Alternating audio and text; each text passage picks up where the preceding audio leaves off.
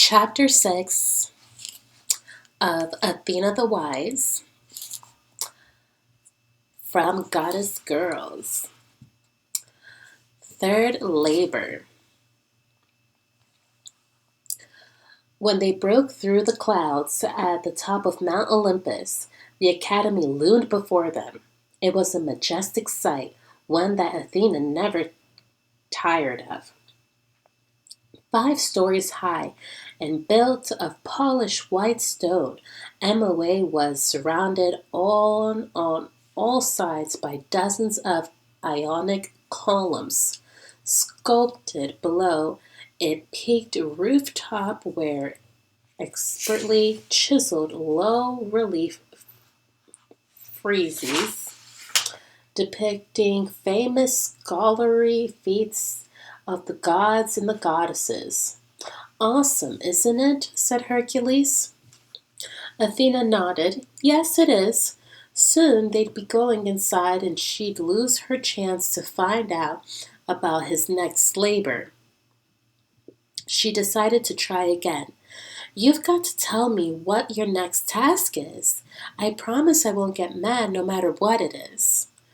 Hercules hesitated for several long seconds, but at last he gave in.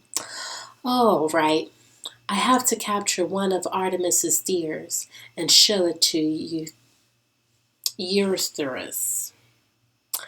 Ye gods, Athena exclaimed.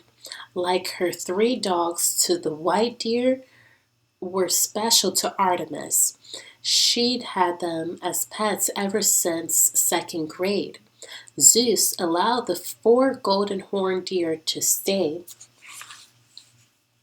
on the school grounds, and sometimes they pulled Artemis's chariots. Athena thought carefully. You only have to capture 1 deer, right? Hercules nodded. And you could do that without harming it. Then return it right after Eurystheus has seen it. Hercules' face lit up. That's a brilliant idea. Athena wasn't sure what she wanted to know, which part he thought was brilliant.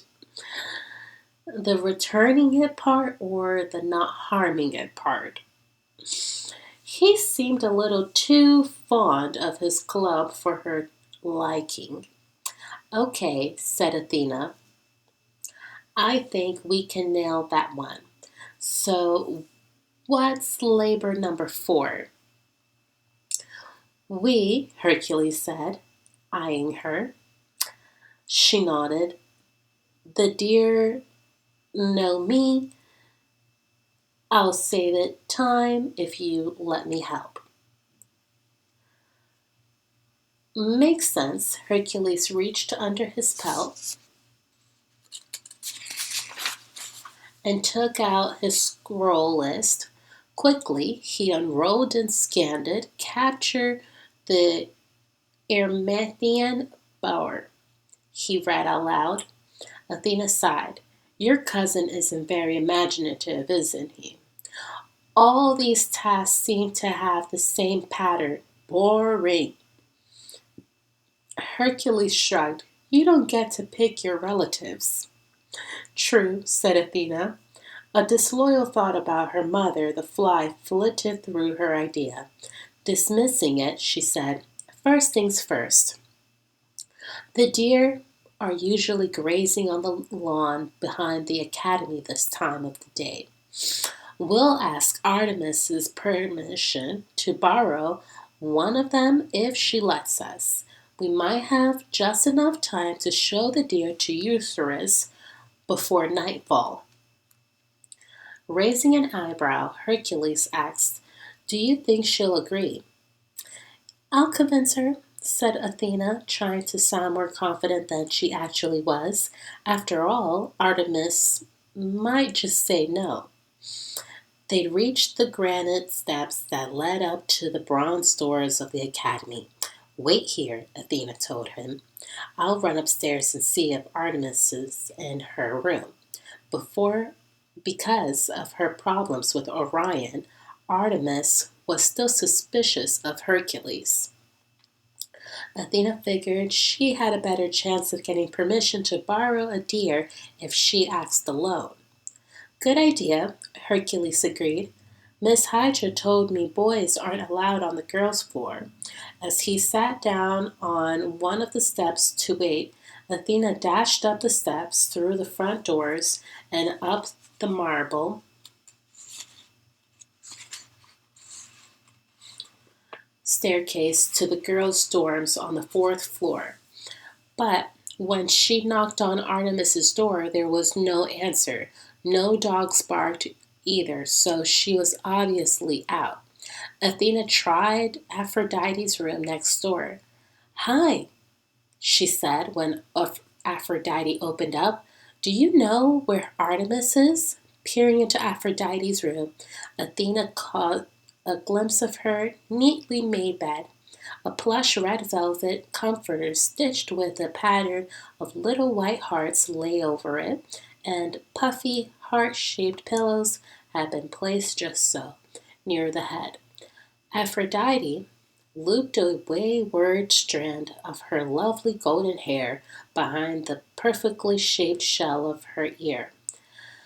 Haven't seen her since dinner, she said.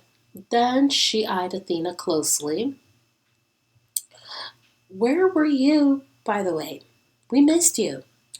I'll explain later, Athena said. I'm kind of in a hurry right now. Hercules is waiting for me. Aphrodite arched an eyebrow. Interesting.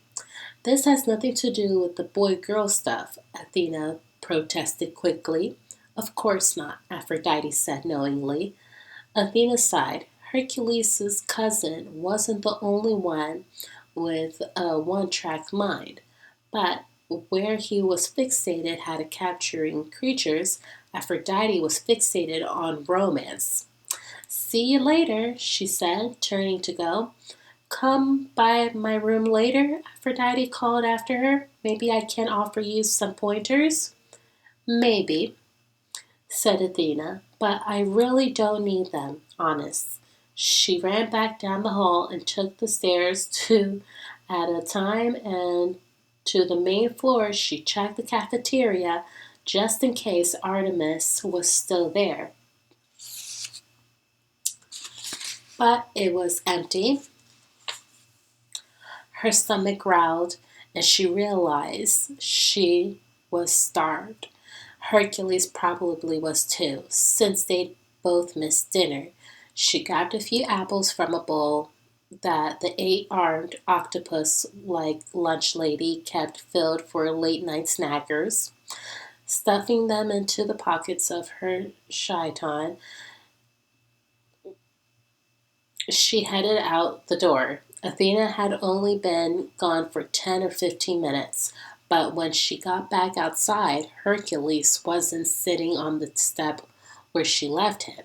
She looked around the courtyard, but he was nowhere in sight. Where had he gone? Just as she was wondering where to look for him, she heard a frantic bleat, and the smallest of Artemis's 4 deer bounded around the side of the academy. Moments later, Hercules also appeared, brandishing his club over his head. He was chasing after the deer. Stop! Athena cried in alarm. Seeing her, the frightened deer bleated again and ran straight toward her. Athena threw her arms protectively around the deer's neck, and as Hercules skidded to a top in front of them, he grinned. Good job, he said, lowering his club to his side. You caught her. Athena scowled at him. I hate to think what would have happened if I hadn't, she said, eyeing his club. Sorry, Hercules gave his club a shake. I wouldn't really have used it. I only wanted to scare her a little. Just enough to get her away from the other deer. Athena stroked the deer along her milky white back. Isn't she sweet, she said. Her name is Delta. She probably would have come right to you if you'd held out a sugar cube or a handful of sweet clover. Hercules' dark eyes sparkled. Great idea. I didn't think of that. Athena rolled her eyes. It was becoming more and more clear to her that Hercules really needed her counsel. Anyways, she said, I think you agreed to wait until we had Artemis's permission before going after one of her deer. I know, he said, but I thought it would save time if I could catch one while you were gone. He paused. She did say yes, right? I didn't get a chance to ask, said Athena. She wasn't in her room. Hercules reached out to touch the deer, but Delta shied away from him. With a look of disappointment, he let his hand drop to his side. She's beautiful, he said softly.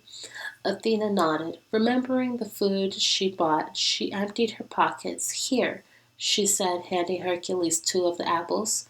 Thanks, he said, munching hungrily. Athena bit a piece of another apple and held it out to the deer. After sniffing it cautiously, Delta gently took it from her hand. I don't suppose we could go ahead and show her to my cousin now, since we have her, said Hercules. We could return her before Artemis even knows she's missing. I'm not so sure that's a good idea, said Athena, but then she reconsidered. First of all, she had no clue where Artemis was. It might take ages to find her. Secondly, it would be dark soon. Already someone had come out to light the torches around the edge of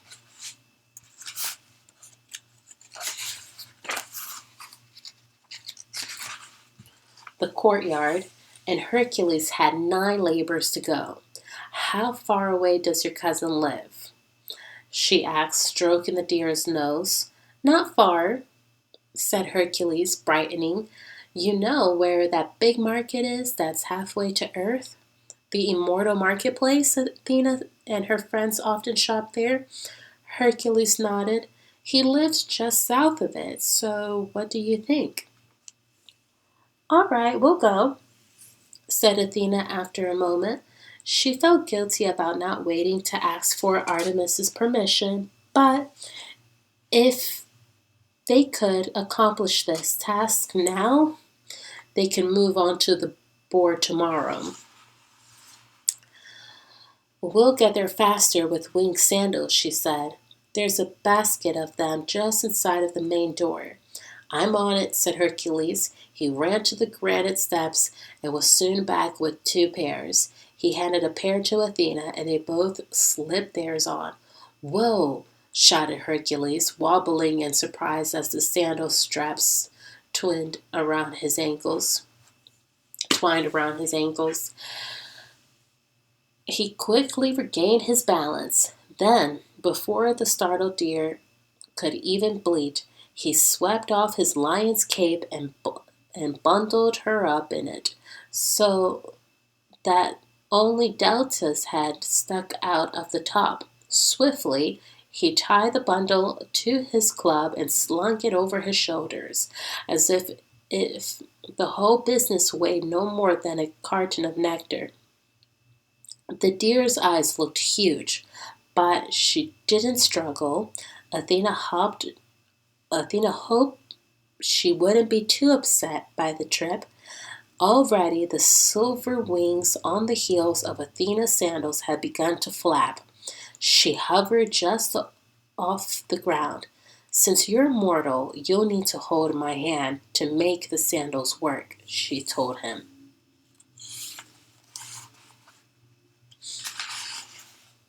Really? Hercules looked at her with eyes as huge as Delta's. You, won't mind? Athena considered the question. Would she? It wasn't like this was a romantic thing, so there were no reason for either of them to feel nervous about holding hands. Don't be silly, she said, extending her hand toward his free one. He wiped his palm against his tunic before he reached for hers. Sorry, he muttered, sweaty. Athena couldn't help smiling. He was obviously more nervous about holding hands than she was. Not that she had any reason to be, of course.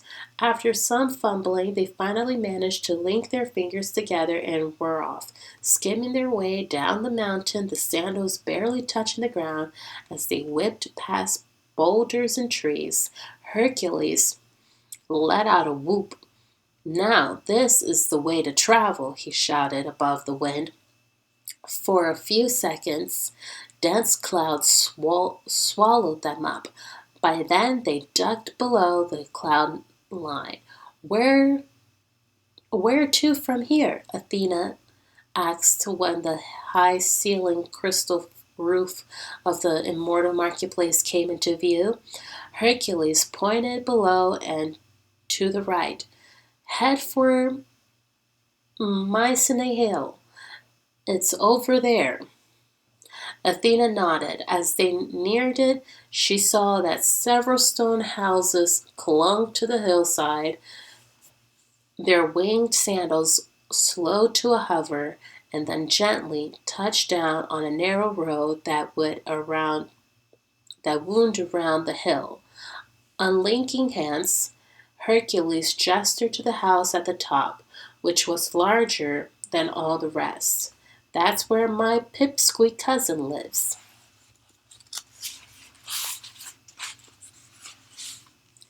He set down the bundle with the deer. Delta's head lolled from side to side for a moment, as if she was dizzy. But otherwise she seemed none of the worse for wear. Athena showed Hercules how to loosen the straps around his ankles and loop them around the silver wings to hold them in place so they could walk normally. Hercules hoisted the deer again. Delta gave a little bleat, but seemed to enjoy looking all around as he and Athena climbed to the top of the hill. When they reached Eustace's house, Hercules rapped sharply on the door. A moment later, a servant answered. Tell my cousin I've come to see him, Hercules said loudly. As the servant disappeared down the hall, Athena heard the sound of something heavy being dragged across the tile floor.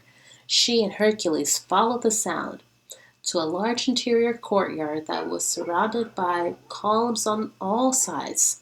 In the center of the courtyard's mosaic floor stood a huge bronze vase that was taller than Athena. Hercules rolled his eyes at her, then walked up the vase and tapped on it. You in here, Eustace? You little coward! A muffled whimper came from the inside of the vase. Is that you, Hercules? No, it's Zeus, Hercules said with obvious exasperation. Who else would it be but me? Athena couldn't help giggling to herself over Eustace being so frightened of Hercules that he'd actually hidden. My servant said something was with you, the voice whined. That would be me, Athena, she said, stepping closer to the vase. Eustace was silent for a moment. Finally, he said, The Athena that invented the olive?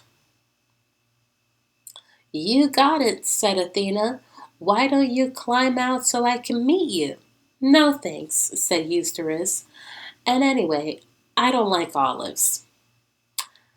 Hercules' face turned red with outrage.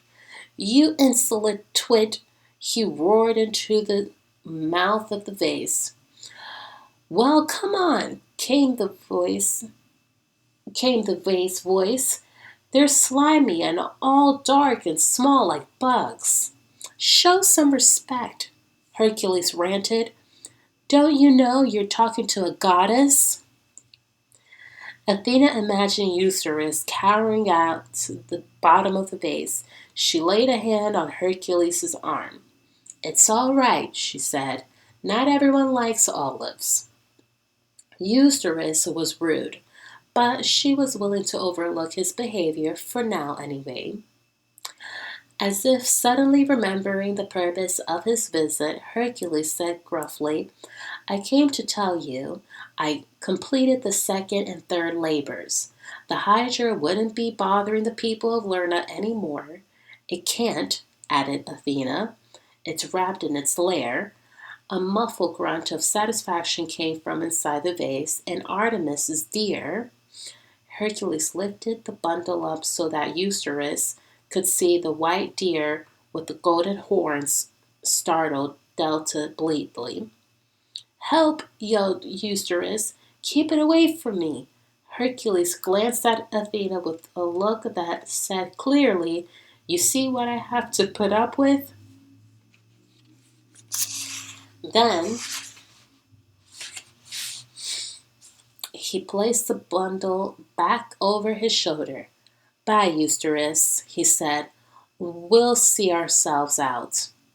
Once outside the house, Hercules and Athena unlooped the silver wings on their sandals till the laces could twine around their ankles.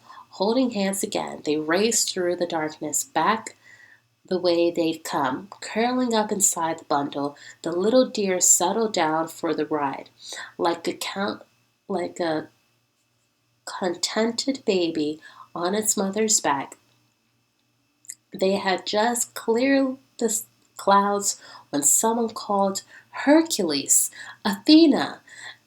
As their sandals slowed to hover, Athena gulped. Standing on the trail in front of them were Artemis and her brother Apollo. Both had quivers of arrows in their bows. They were obviously just returning from archery practice. So that's why Artemis hadn't been in her room. Immediately, Artemis's 3 bounds surrounded Hercules.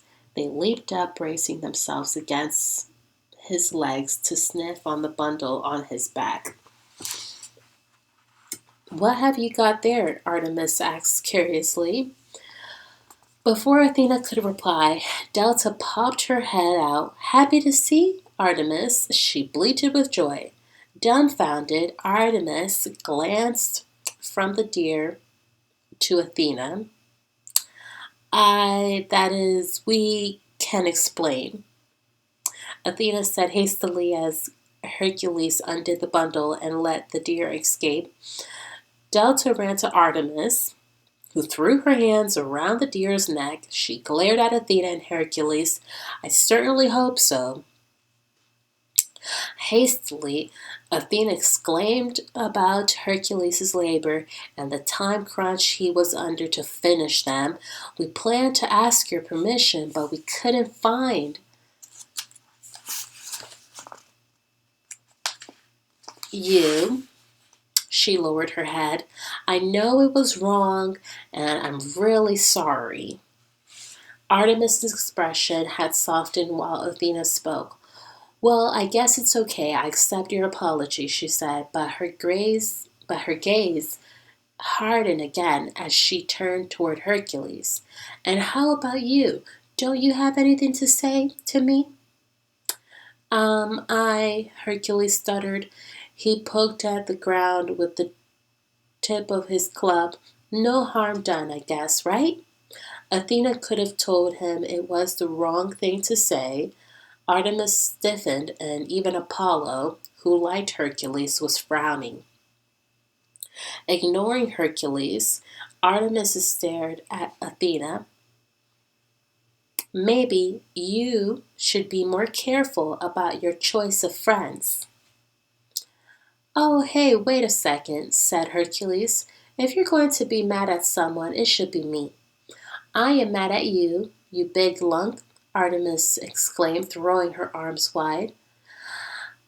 Hercules blinked. "Wow, I get it now. Sorry I'm so dense." "You're absolutely right. The whole thing was my fault. If I hadn't talked Athena into it." "Oh, never mind," muttered Artemis, interrupting him, as Delta muzzled her cheek and her anger seemed to drain out of her. "As long as you promise it won't happen again." "It won't," Athena and Hercules said at the same time. With that, good humor was restored, and all four walked back to MOA together, with Delta trotting along at Artemis's side. And that concludes chapter 6. Next video will be on chapter 7, Gone Hunting.